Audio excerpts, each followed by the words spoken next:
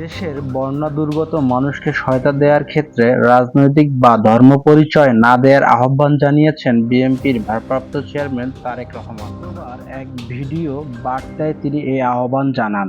তারেক রহমান বলেন, আপনারা সম্মিলিতভাবে বন্যা কবলিত এলাকার মানুষের পাশে দাঁড়ান, তাদের প্রতি সহায়তার হাত বাড়িয়ে দিন।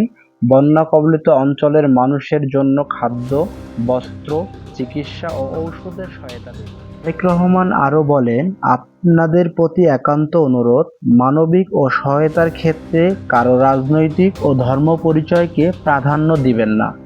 ব্যক্তি ও দলীয় উদ্যোগের পাশাপাশি বন্যার্তদের সহায়তার জন্য সরকার ও প্রশাসন আপনাদের সহযোগিতা চাইলে সাধ্যমতো সহায়তা করবেন। দেশবাসীর উদ্দেশ্যে বিএনপির এই নেতা বলেন, দলমত নির্বিশেষে আমরা যদি ঐক্যবদ্ধভাবে বন্যা কবলিত মানুষের পাশে দাঁড়াই, তাহলে আল্লাহর রহমতে অবশ্যই এই পরিস্থিতি মোকাবেলা করা যাবে।